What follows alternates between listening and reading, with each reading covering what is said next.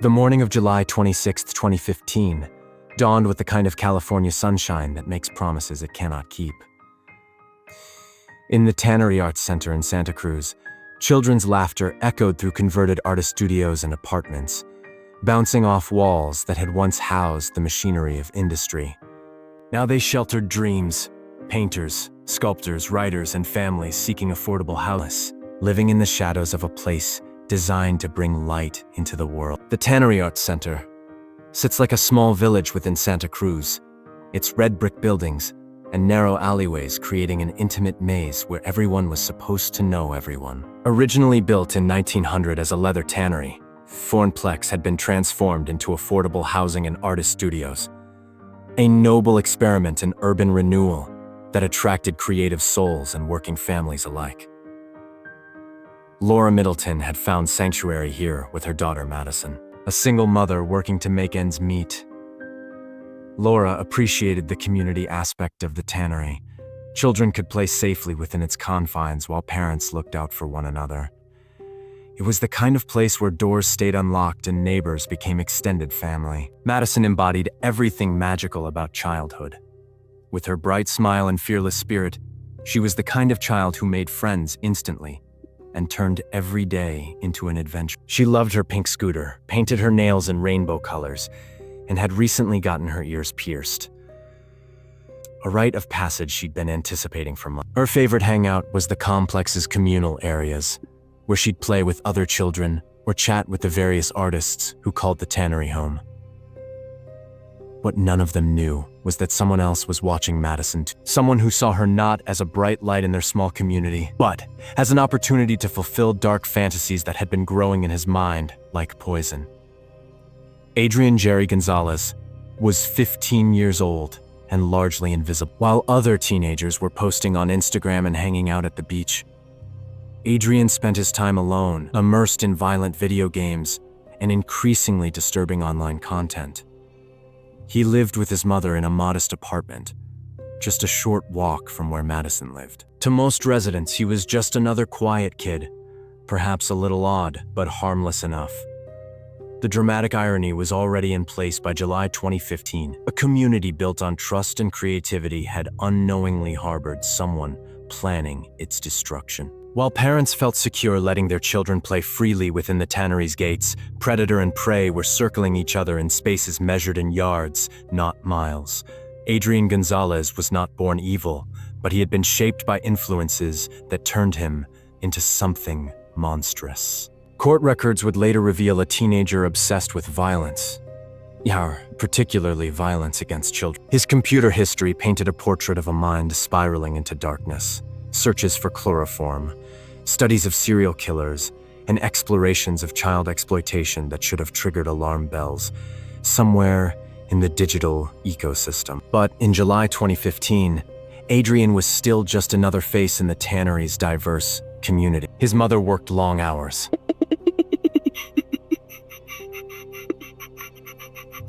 Neighbors might nod politely when they passed him in the hallways, but few engaged with the awkward teenager who seemed to prefer shadows to sunlight. The psychological profile that would emerge later showed classic signs of a developing predator: social isolation, fascination with control and dominance, and a growing inability to distinguish fantasy from reality. Adrian had begun to view other people not as individuals with their own hopes and fears, but as characters and scenarios he could manipulate and control. Madyson Middleton, with her trusting nature and bright presence, had caught his attention months before that fatal July day. While she saw a neighbor, perhaps even someone who might be friendly, Adrian saw something else entirely: a victim who fit his increasingly specific and horrifying fantasies. The foreshadowing was there for anyone who knew how to read it. Adrian's grades had been slipping. His online activity was becoming more concerning. He'd been asking odd questions about chemicals and showing unusual interest in forensic crime shows. But these were scattered details in the lives of busy adults, fragments that never quite came together to form the terrifying picture they actually represented. Meanwhile, Madyson continued to be herself. Curious, friendly, and trusting. Perhaps even wave. In her 8-year-old world, neighbors were generally safe, adults were protectors, and even awkward teenagers were just part of the community fabric. The collision course was set, though no one could see it come. Sunday afternoon brought the kind of lazy summer heat that sends children seeking air conditioning and cool drinks. Around 5 p.m., Madyson Middleton was doing what 8-year-olds do on such days, looking for something interesting to occupy her time. Her pink scooter sat ready for another adventure through the Tannery's familiar pathways. According to witness statements that would later piece together her final hours, Madyson was seen talking to Adrian Gonzalez near his apartment. To anyone watching, it would have looked like a perfectly normal interaction.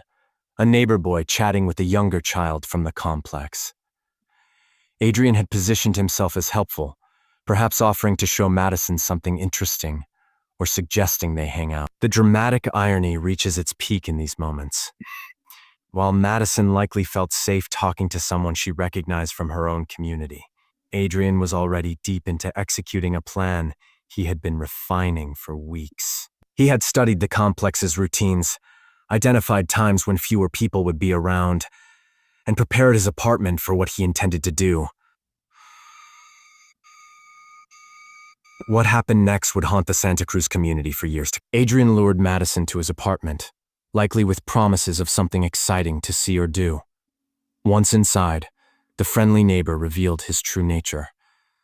Court documents would later describe a premeditated attack that Adrian had planned meticulously, down to methods of concealment and disposal. Madyson's trust, that beautiful, innocent faith in the goodness of others that makes childhood possible, became the weapon used against her. The very quality that made her such a bright light in the Tannery community made her vulnerable to someone who had learned to camouflage his darkness behind a facade of normalcy. As evening approached and Madyson failed to return home, her mother Laura began the transition from mild concern to growing panic that every parent feared. Phone calls to friends, searches of favorite hiding spots, and increasingly frantic inquiries around the complex followed the predictable and heartbreaking pattern of a parent realizing their worst nightmare might be coming true. By the time police were called, Adrian had already completed his crime and was working on the cover-up he had planned in advance. While search parties formed and Madyson's family clung to hope,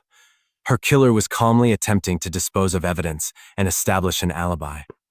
The Tannery Arts Center transformed overnight, from a peaceful community into the epicenter of a massive search operation. Police vehicles lined the narrow streets while investigators began the methodical process of interviewing residents and searching every possible hiding place within the complex. Laura Middleton's anguish was visible to everyone. Here was a mother's worst fear made manifest. Her child had simply vanished from what should have been a safe environment. Family members, friends, and neighbors rallied around her, but their support could do nothing to fill the growing void where hope used to be. The cruel irony was that everyone was searching for Madyson, while her killer walked among them, offering assistance and expressing concern like any other community member. Adrian Gonzalez participated in the search efforts, spoke with police, and maintained the appearance of a helpful neighbor worried about a missing child. His performance was so convincing that it delayed suspicion and allowed him precious time to refine his story. Search teams combed through the Tannery's maze-like layout, checking storage areas, abandoned buildings, and artist studios. Volunteers posted flyers throughout Santa Cruz, while social media campaigns spread Madyson's photograph far beyond the local community. The story began attracting regional and then national attention. A beautiful child had vanished from what appeared to be a safe, close-knit community. But as hours turned into days, the mood began to shift from hopeful determination to grim resolve. Experienced investigators knew that in cases like these, time was the enemy. The longer Madyson remained missing, the less likely it became that she would be found alive. The breakthrough came from an unexpected source: surveillance cameras that had captured fragments of Madyson's final movements. While the tannery wasn't heavily monitored, there were security cameras at key locations that provided a partial timeline of the afternoon she disappeared. These digital breadcrumbs led investigators to focus their attention on specific areas of the complex.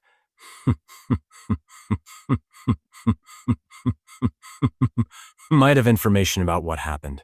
Adrian's name began appearing more frequently in witness statements. Several people remembered seeing him near Madyson on the day she vanished. His participation in the search efforts, which had initially seemed helpful, began to look suspicious to investigators trained to recognize when someone was trying too hard to appear innocent. Adrian Gonzalez's carefully constructed facade began to crumble under professional scrutiny.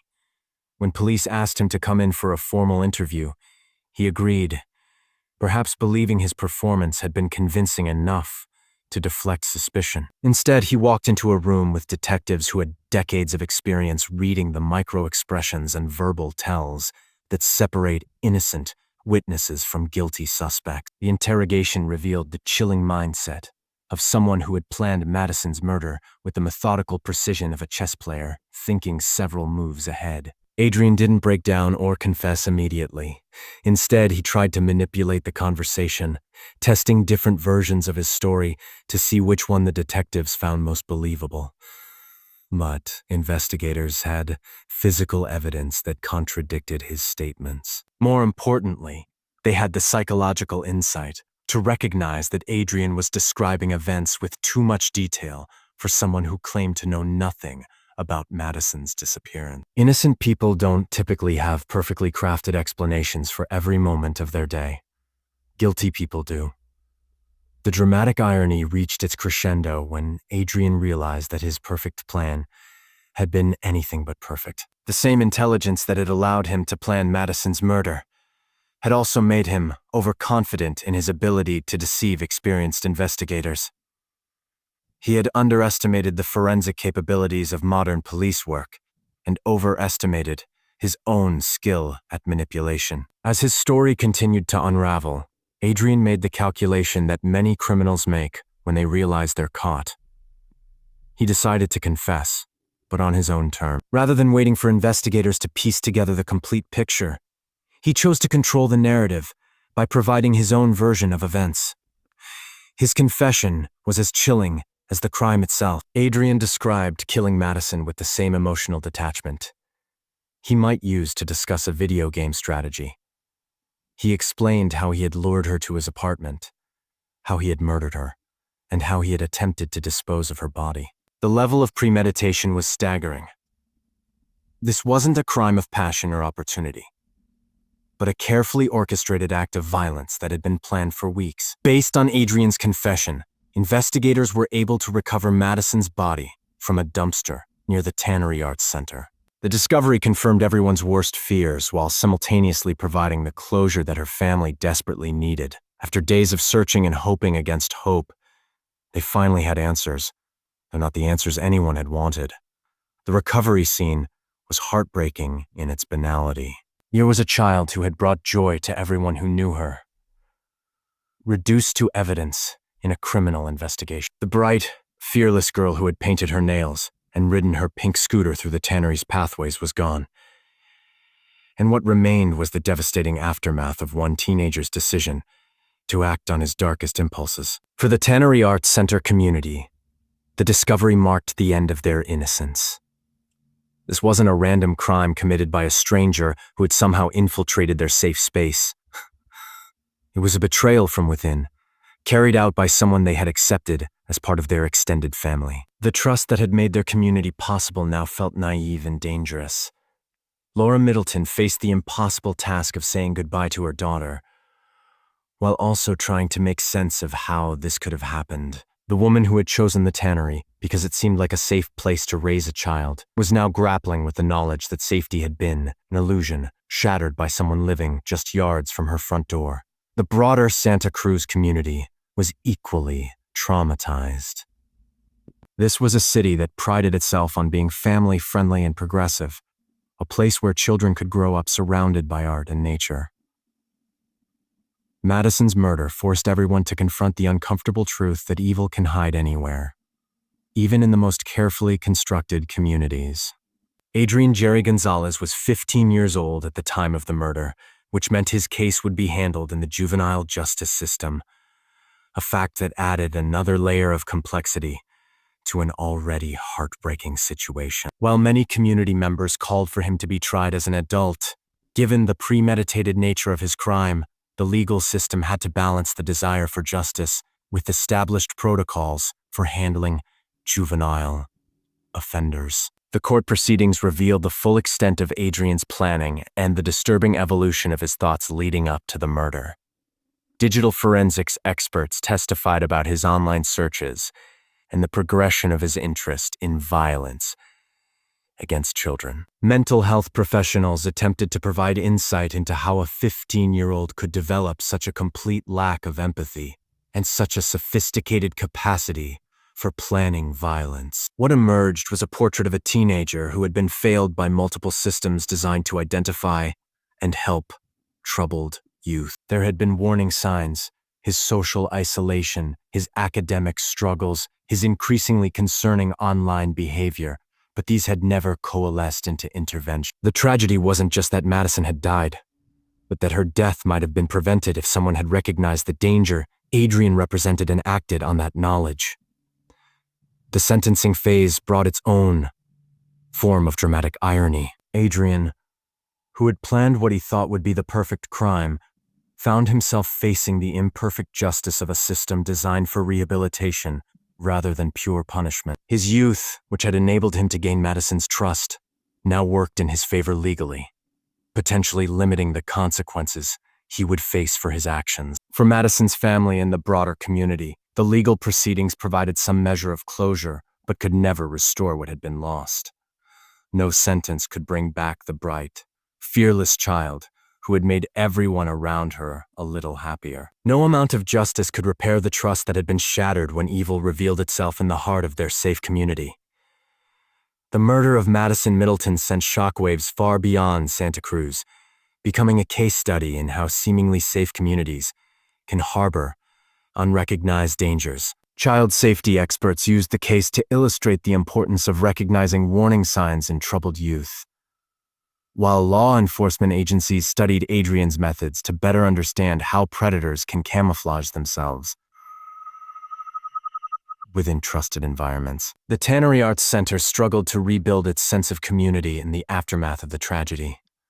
Some families moved away, unable to live in a place where such horror had occurred. Others stayed but found themselves viewing neighbors with new suspicion, wondering who else might be hiding dangerous secrets behind a facade of normalcy. Laura Middleton became an advocate for child safety and improved systems for identifying troubled youth before they act on violent impulses. Her advocacy work was both a way to honor her daughter's memory and a means of channeling her grief into something that might prevent other families from experiencing similar losses. The case also highlighted gaps in digital monitoring that allow troubled individuals to access increasingly disturbing content without triggering intervention. Adrian's online history revealed a clear escalation toward violence that might have been identified and addressed if better systems had been in place to monitor at-risk youth's digital behavior. Perhaps most troubling was the realization that Adrian's crime wasn't entirely unique. Investigation revealed that he had been inspired by other cases of violence against children, suggesting a broader cultural problem with how such crimes are reported and discussed. The very media coverage that sought to understand his motivations might inadvertently provide a blueprint for other troubled individuals contemplating similar acts. In the years following Madyson's murder, experts and community leaders grappled with the central question: could this tragedy have been prevented? The answer was simultaneously obvious and complex. Yes, there were multiple points where intervention might have changed the outcome, but recognizing those opportunities required a level of awareness and coordination that rarely exists in real-world communities. Adrian's social isolation should have been a red flag, but teenage awkwardness is common enough that it rarely triggers serious concern. His declining academic performance was noted but attributed to typical adolescent struggles, rather than something more sinister. His online behavior was the clearest warning sign, but in 2015 few systems existed to monitor and intervene when minors accessed disturbing content. The dramatic irony extended to the systems designed to protect children like Madyson. Schools, social services, and law enforcement all had pieces of information about Adrian, but no single agency had enough to recognize the complete picture of a developing predator. The compartmentalization that protects privacy in normal circumstances became a shield that allowed Adrian to plan his crime without detection. Community design also played a role. The tannery's layout, with its intimate scale and artistic atmosphere, created the perfect environment for a predator to gain trust and access to potential victims. The very features that made it an appealing place to raise children, the sense of community, the relative freedom children had to explore, the trust between neighbors, also made it vulnerable to someone who understood how to exploit that trust. The case became a catalyst for broader discussions about balancing children's freedom with their safety. How do communities maintain the openness and trust that make childhood possible, while also protecting children from those who would exploit their innocence? How do we identify troubled youth and provide intervention without stigmatizing normal adolescent behavior? In death, Madyson Middleton became more than the victim of a senseless crime.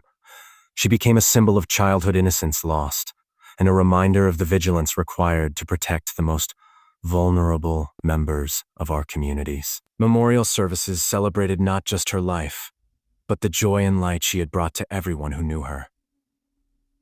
The pink scooter she had loved became an emblem of everything that had been stolen from her and her family. In a crime defined by careful planning and cold calculation, that simple children's toy represented the spontaneity and wonder that Adrian Gonzalez had deliberately destroyed. The contrast between Madyson's bright, trusting nature and her killer's methodical evil became the central tragedy of a story that defied easy explanation. Her mother's decision to become an advocate transformed personal grief into public purpose, ensuring that Madyson's name would be associated with efforts to protect other children rather than simply with the circumstances of her death. This transformation represented a form of victory over Adrian's attempt to reduce a bright, complex child to merely a victim in his twisted fantasy. The artistic community that had surrounded Madyson at the tannery found their own ways to honor her memory, creating works that celebrated childhood innocence while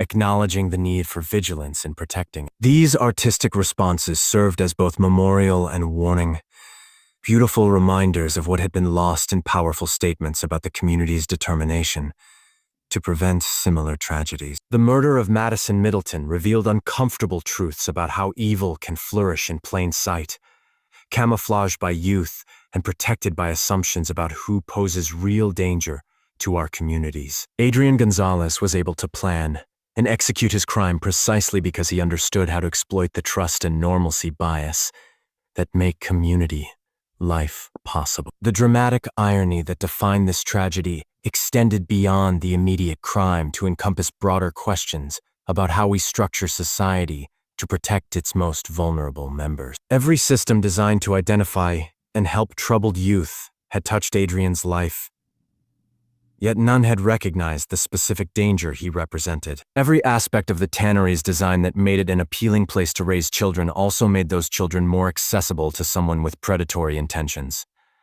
In the end, Madyson Middleton's story became a mirror, reflecting our collective responsibilities and failures. Her bright presence had illuminated the Tannery Arts Center community, but her absence cast shadows that revealed how much we still don't understand about predicting and preventing violence against children. The 8-year-old girl who had painted her nails in rainbow colors and fearlessly explored her world on a pink scooter deserved better than to become a cautionary tale. She deserved to grow up, to discover new interests, to develop her own artistic talents in the creative community her mother had chosen for them both. Instead, she became a reminder that evil doesn't announce itself with warning signs.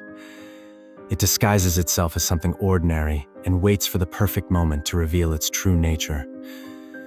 The morning of July 26, 2015, had dawned with California sunshine and promise. By evening, that promise had been shattered by someone who had learned to weaponize trust and exploit innocence. Madyson Middleton's story continues to resonate because it forces us to confront the uncomfortable reality that safety is never guaranteed, and vigilance is the price we pay for the freedom to let our children explore the world with wonder rather than fear.